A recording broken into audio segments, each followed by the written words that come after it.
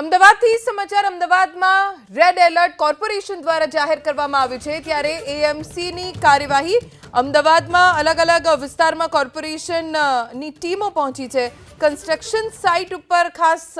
કોર્પોરેશનની team checking કરવા માટે પહોંચી કે અહીંયા કોઈ વ્યવસ્થા કરવામાં આવી છે કે નહીં જો ના વ્યવસ્થા હોય તો ઓઆરએસનું વિતરણ પણ કરવામાં આવી રહ્યું છે અમારા સંવાદદાતા કુશાંક સોની પાસેથી વધુ જાણકારી પ્રાપ્ત કરીશું કુશાંક કોર્પોરેશનની ટીમ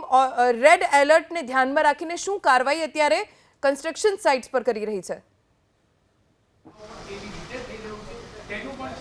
નોની 21 થી 25 તારીખ સુધી અમદાવાદ મહાનગરપાલિકાએ શહેરમાં 45 ડિગ્રીથી ઉપર પારો જવાનું એલર્ટ આપ્યું છે અને તેના કારણે 12 થી 4 સુધી અમદાવાદ શહેરની અલગ અલગ કન્સ્ટ્રક્શન સાઇટો ઉપર કામગીરી બંધ રાખવા માટે આદેશ કરાયા છે આ નિયમનું પાલન થાય છે કે નહીં તેને લઈને કોર્પોરેશનની ટીમો અત્યારે પહોંચી છે ચેકિંગ કરવા માટે જે પણ શ્રમિકો અહીંયા આગળ છે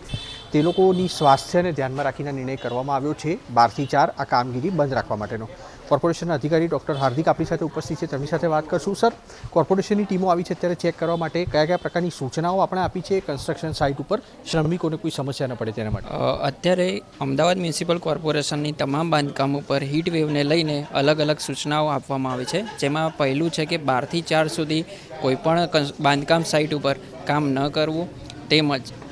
પાણી જે પીવાના પાણીની વ્યવસ્થા કરવામાં આવી છે તેમજ છાશ શરબત વગેરે પીવાની જે વ્યવસ્થા કરવામાં આવી છે જેના કારણે લૂ લાગવી કે હીટ સ્ટ્રોક થવો જેવી જે ઘટનાઓ છે એને નિવારી શકાય તો શ્રમિકો માટે આ સૂચના આપવામાં આવી છે અને તેનું ફરજિયાત રીતે પાલન કરવાનું રહેશે પાછળ પણ અન્ય શ્રમિકો છે અને તેની સાથે તે લોકોને ગરમીથી પહોંચી વળવા માટે છાશ અને અલગ અલગ ઠંડા પીણાના વિતરણ કોર્પોરેશન તરફથી શરૂ કરવામાં આવ્યા છે આગામી 5 દિવસ સુધી કોર્પોરેશનનું જે તંત્ર છે તે આ પ્રકારની કામગીરીઓ પર નજર રાખશે કારણ કે રેડ એલર્ટ આપવામાં આવ્યું છે અને તેમાં શ્રમિકો જે સ્વાભાવિક રીતે યુપી અને બિહાર તરફના હોય છે તે લોકો બપોરના સમયે જે કામ કરતા હોય છે તેમના સ્વાસ્થ્ય અને કોઈ સમસ્યા ન પડે તેના માટે આ પ્રશાસન તરફથી તૈયારી કરવામાં આવી છે શહેરમાં આવેલી જે કન્સ્ટ્રક્શન સાઇટો છે તે તમામ સંચાલકોને પણ સૂચના આપવામાં આવી છે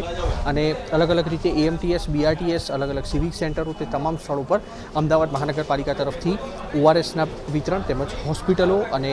અર્બન હેલ્થ સેન્ટર છે ત્યાં આગળ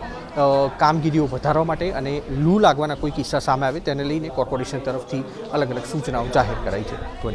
કુશાંક આભાર જાણકારી આપવા માટે